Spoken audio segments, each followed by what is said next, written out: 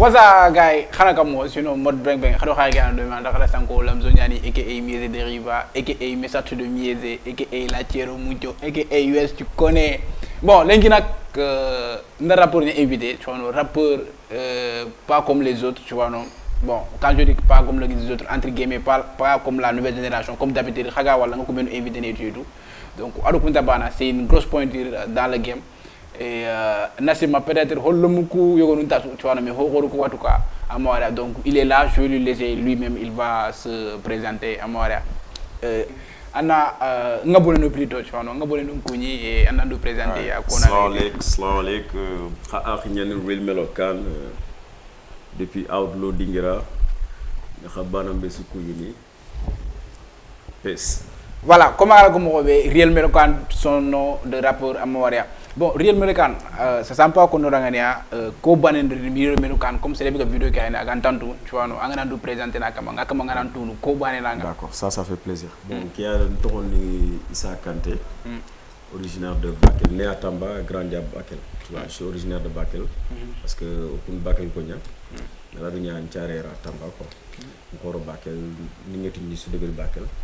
Donc Bakel à part ngartin to igati ni melo diminutif ken melo à part ngartin to serbegi tu makati akama nek Issa Kanté quoi tu vois. OK donc xar doon ni ndiga génération bané donc c'est ça. OK après and rap ñu pas depuis kam baxat. Bon rap de Diop dans les années 97. Wow. Mais rap ñi de Diop 98 parce que 97 vacances 97 ñi texte ni ñass fa quoi. J'écrivais des textes de rap. Ñi texte rap texte ni ñass fa na. OK. Vacances 97. À ce moment-là, mon pote socio, il rappait. OK. Mais Kenima, j'écrivais les textes. OK. Mes propres textes, pas. Kenda a mes textes, mais après, il est venu me voir pour qu'on forme un groupe de rap. Voilà. Finalement, on a formé un groupe de rap. OK. Depuis 97. 98. Parce 98. que rap, proprement dit, je l'ai fait en 98. OK. Parce que ni texte ni as. OK, mais 97, tu as un job pour nous ici. Na texte rap, ni 97.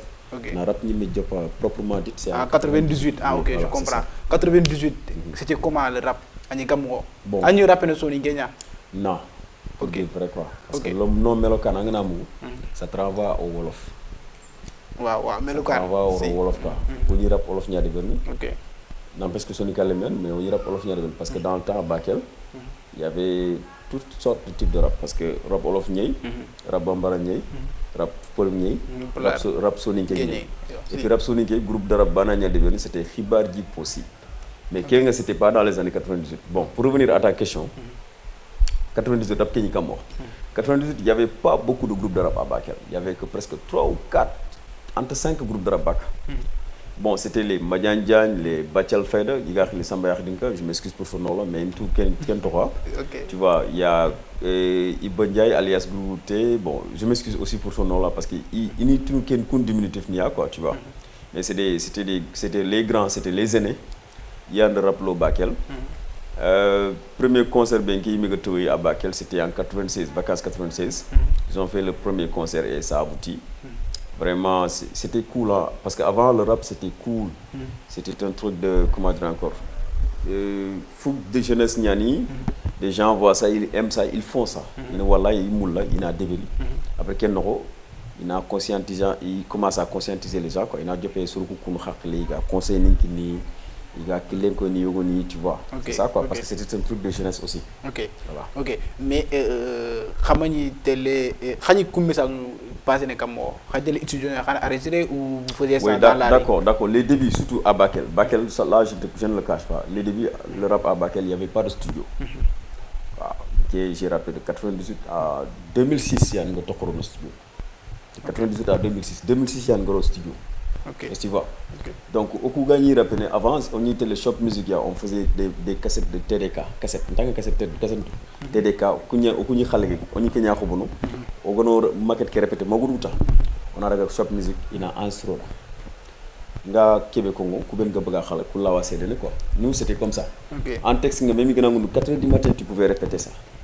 Il a instrumental qui tu répètes ça vite fait parce que en termes de répétition ñandem on a répétition tout on a texte ça va on a répété on a maguru tango on a royime après on a répété mohosri ak na daga mag legu là après on a son ke début.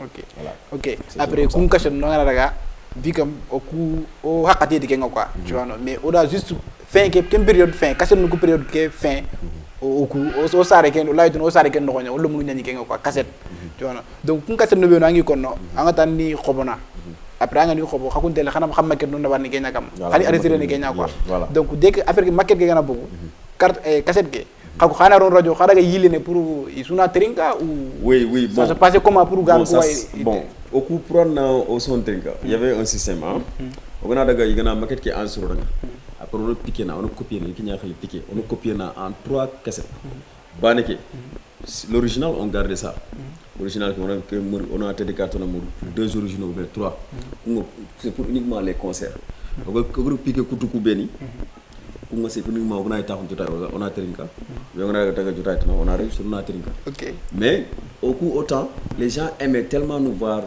répéter les choses directement pour nous fana nga ngati nto nyanki seren saxal ang buta ana instrumental keri ana répétation ana pour na ndanya ni quoi pour na nanta ñay OK donc ça c'est ce qui faisait l'harmonie du rap ki ñani fana nga affaire fana son ko do wacc son intiba fana son ko leguntu ñani c'est bien fait parce que c'est dû à cela OK an danda jo par rap hoyna les années 98 OK rap wolof nya ani rapen wolof nya bien vrai que soni ngalembe nyana nga voilà après par la suite ali soni rap nga kenya kam mo nga soni rap voilà bon lié soni rap c'est dû à une chose comme oni ogadaga université do banki do daga université fana igana dumu de bakel sa gêné quoi way xanxa ku do tampi ni dumu kirti karta bon daga université wor ban suy culture de berni quoi ko xati o foko no soni ka ko na koy surunga maintenant nak au rassemblement de tous les élèves et étudiants soniqués de l'UCAD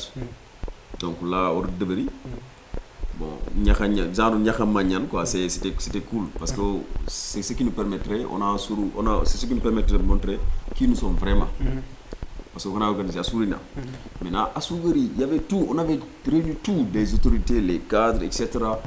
Mais il manquait une seule chose un rappeur sonique on avait un artiste il y avait Ismaël Thiam dans le temps il y avait Vieux Thiam aussi qui aussi chantait tu vois Kenny Arène Bigna de mais il n'y avait pas un rappeur sonique alors gagné une chambre université waaye ga xédi nga ban suy kay kanere kay tini xamul complexe ni nya unti xamu man na problème iti way o fay ke manifestation ngo ma xam ti mbaga xam iti mais on n'a pas de rapport sonique iti ah bon ti way iti donc problème de rap sonique ma rapport un rapport sonique donc il y a pas de problème je relève le défi parce qu'à Bakel je rappelle pas sonique son banani bilan sur Bakel ndo babsa guerre de bari vers fin que nga digam fond sur kan xamné quoi voilà c'était ça c'est vers les années de 2004 ou 5 comme ça nga vers fin que nga dop son kan xamné folmané quoi que c'était vers la sortie vers la fin du son quoi maintenant après guerre qui manifestation ko ngi donc y a pas de problème taxatem na man it sonin kara donc c'est bon dimanche je vais directement au studio il ko ndo nako ben jofa référé que ça won do j'ai pris un instrumental de Icon c'était en 2006 comme ça Ndaga vite fait, j'ai fait le son, je suis revenu. Le lendemain, je suis revenu, j'ai joué le son et ça a cartonné. Et depuis lors, il y a une guest star. Donc, guest star est invité de chaque fois, chaque saison. Il est 2006, 7, après, 2010, il y a un invité d'honneur. OK. Voilà, c'est comme ça que je me suis connu avec pas mal de rapports sur l'Inkara. OK. OK. Après, par la suite, Khari Ando Sorosi qui Hakai, Kharo groupe créé, Moigo Bebs, Khosa, Adangue. Kharo groupe créé Agani, Outlaw Dingra. Bon, avant de venir, avant de raconter l'histoire, mais man Outlaw Dingra. Outlaw Dingra, d'abord, la signification, c'est word disorder, quoi. C'est-à-dire, mon qui a télé mohombe, am kilimbati quoi. Dunaki daga mohom kilimbati quoi, am kilimbati. Ngana ko transformer soni kankane quoi. Comme xaga mat xaga anga kata ko soni kankane comme doxalin bu teg yoon quoi un monde qui n'a pas qui va à l'envers qui va à l'envers c'est-à-dire qui n'a pas de loi qui va à l'envers parce que en fait actuellement au Sénégal c'est un pays qui n'a plus de loi je m'excuse du terme quoi voilà donc moi je sais ce que je dis donc ce que je dis ça me concerne que moi donc monde qui actuellement a daga mo xam ma gemu quoi ama kilimbati OK angana kilemu rek ken ça réfère à la loi. Qu'il y ait une loi. Loi, yeah. Ça ne fait Ok. Donc, agama kilimbati, c'est que c'est un monde hors la loi, un monde loi ngante agama kilimbati. C'est ça quoi. Ok. Maintenant, pour revenir à ce comment dire encore, l'historique même de Outlaw Dingra. Bon, j'ai fait 3 groupes de rap. Avant Outlaw Dingra. Avant Outlaw Dingra. Ok. Avant Outlaw Dingra, j'ai fait 3 groupes de rap. Ok. Mon premier groupe de rap, c'est un de qui Espoir Djipossi, avec mon copain d'enfance là, Socio. Lui, il est en France actuellement.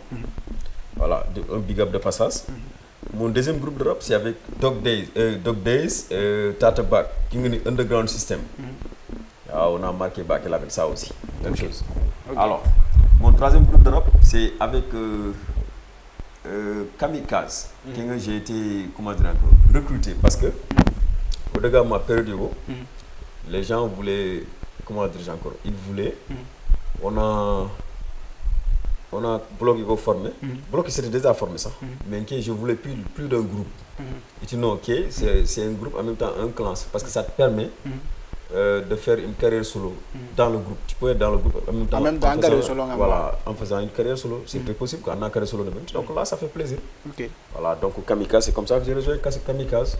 Voilà, après Kamikaze, parce que Kamikaze aussi, Babs, il était parti jusqu'au Gabon. Elzo, il voyageait tout le temps. Bob Mix Tamit, il voyageait tout le temps. Bon, après, comme je voulais plus d'un groupe, finalement, j'ai continué en solo. Okay. Voilà, mais c'est des gars, que ça soit Socio, que ça soit Dog Days, que ça soit Tata Bak, que ça soit Elzo, des gars avec qui j'ai partagé des groupes. Babs, L'Homme S, Bob Mix. Je sais que je suis final. Je suis fondu, l'un de faux de Berlin. Je suis studio, je suis sérieux, tout le temps on est ensemble. Okay. On n'a aucun problème. Okay. Voilà. Maintenant, après, une fois à l'université, bon, souvent, il y a une chanteuse tout seul. Tu d'accord? Pourquoi pas nous, frères, on a un groupe. C'est comme ça. Et en 2009, j'ai connu un gars du nom de Gaf Sen. Sur le canal, Outlaw Dingra, sur le coup, si je comment dire encore? Yugo Beps ou bien Fossa 88. Non, même pas. Outlaw Dingra a démarré. Il y a un groupe qui est en Outlaw Dingra. Ensuite, j'ai vu un gars du nom de Gaf. Qui forcé, il faut qu'on ait un groupe de bébés. Voilà. Le truc de groupe là, j'aime plus attenant, mais je ne suis pas comme les autres. Et puis effectivement, il n'est pas comme les autres. Gaf Sen. Ok, tu vois. On a fait le groupe. Le groupe qui est Bagani. Maintenant, aussi, même malgré qu'on est un groupe, mais chacun peut faire carrière solo. Même Outlaw Dingra, c'est ce qui existe actuellement. Beps Faye projet, Cross Faye projet, Melo Faye projet, Gaf Faye projet. Bansudi produit Bagani. C'est comme ça. Tu vois. Maintenant, j'ai formé le groupe avec Gaf. On a reçu un Bagani, Digan Kambani. Et ça a cartonné. Et l'album Tchafa, pour Nandaga produire après. On a fait un boy Gaf Ria, Gaf Denkrat, boy. By France quoi. Wow, après qu'est-ce quoi. Mais Digan Kambani. Digan Kambani. Tu t'en souviens de bon, pour revenir au refrain, Nke Soninke, Anke Soninke, Oku Soninko, on a dit meda, no sonomo labani meda, on a dit meda, no sonomo labani meda, Nke Soninke, Anke Soninke, Oku Soninko, Osnanya Bane. Digan Kambane, Dunafiti Kharbane, ça me fait. Donc, c'était un son qui était typiquement sonique. On ne va pas fermer le son. Parce qu'on parlait, on revendiquait l'identité sonique. Parce que sonique, quoi, on n'y a revendiqué. Parce que, on regarde bien beaucoup de parfois, on fait là au capé, français là au capé. Parce que sonique, mais il y a un kan ñako si yugoni soni ko ñane mais il faut français kan ñako si yugoni bamar etc quoi maintenant kiani j'ai fait un couplet en français ça ne femme anati ngana am sonique ken anglais ma black sonique ngem sonique faré sonique donc là ça voudrait dire quelque chose c'est intéressant mais ati ken sonique mais ay xaya faré ñi sonique c'est pour montrer l'identité sonique quoi na sonique ko ke ko nati na ko nanti on est sonique et on en est éperdument fier ouais voilà. Okay. Et même plus loin ça avec Outlaw Dingra on est qu'un lambangandina mais le son a cartonné. OK Après Hanyakundu. Un big up de passage à Foflo, c'est lui qui faisait les instrumentales dans Labo 36, oui. Parce que Labo 36, au final, ensuite, après, c'est comme ça, et c'est très normal. Et un big up de passage à Dixa Alienzik, parce qu'il a fait un mixage de ouf là-dessus. Parce que souvent, là, ça ne va pas aller. Mais un big up, tu prends ton talent, tu le mets au profit du Soninkara. Parce que j'étais prêt à sortir 2 albums. Bon, Soninkara rap Nkongida, je l'ai essayé et ça m'a plu, ça a plu aux gens. Finalement, l'album de côté. Et j'ai continué mon boulot avec le Soninkara. Et ça a donné quelque chose, franchement. Parce que l'année suivante, son qui est finalement un hymne national du Soninkara. Alors, il y a un Melofire à Soninkara. Alors, quand je mets le son, une fois que Gaf est parti en France, j'ai été encore invité de nom de cette même édition, d'une nouvelle édition par la même organisation, la même association du moins, association des élèves et étudiants soninké à l'université. Mais à côté, j'étais étonné. Michael Jackson a dit non, je comprends. Publié tout le monde. Dantimana, Sersuntei, Agante Kenkongu quoi. Ça ne femme. Même si il y a un rapport qui est invité, il y a un bloqué, il y a un peu et ça ne femme. Donc ça fait plaisir quoi. Pour montrer qu'on a réussi le pari. C'est-à-dire le pari c'était que on a Sonika rap de Berry. Pas pour le Sonic. Pour le Sonic rap, mais pas pour les Sonic. Pour que les autres sachent qu'il y a du vrai rap soniqué. Le vrai rap quoi, je te parle du vrai rap. Je ne te parle pas de le rap de chantonné là. Du vrai rap. Il y a une très grande différence. Voilà, maintenant je vais anticiper sur l'autre question, mais je te laisse me parler de l'autre question, de une connexion avec comment je me suis connu, Yoni, Hugo Beps, Ross. Ouais, d'accord, ça, c'est venu comment? C'est que Gaf Gadaga, j'étais encore seul. Mais intégral, je ne vais pas me décourager. L'année suivante, j'ai rencontré un gars du nord de Khossa. Bon, qui est ici, il y a une guest star qui est j'ai invité de nord, mais de Khossori. Même lieu quoi, même événement qui est chaque année ça se renouvelle quoi. Maintenant on a grosse à rappeler quoi, mais gentil Niani, il rappelé et puis avec beaucoup de confiance et beaucoup d'aisance quoi. Il était à l'aise. Mais man j'ai beaucoup aimé, non qu'il faut que nous donnions un peu. Alors ndaga da baté le trinda contact, il me l'a donné. Nga presse docteur presse ati mais anki nga rindi mbata ngati ni nga anki nga nkene anal ligina mais anki kada mawra nga fume do ntiere he voilà nti mais yere bon ngani nya fayre quoi chaque année je suis là mais ça ne veut rien dire voilà après reconnaissance Nyakundu le lendemain il est venu avec ses gars Akinka c'est un leader yo kendi ma ñi Ukadia mais surtout grand Dakar non Cross c'est un businessman quoi c'est un commerçant c'est un businessman et c'est une femme Wacha Aki Agri Grand Dakar, on a discuté, on a dit que d'accord, on va travailler ensemble. Il a accepté, il n'y a pas de problème. Il y a un leader, il y a un leader. Donc, comment est-ce que gérer ces deux leaderships? Il fallait que Banena Yang Dunge Banena. Maintenant, il n'y a pas de problème. Il n'y a pas de grand frère ni de petit frère. Il n'y a que le talent qui compte. On va que travailler.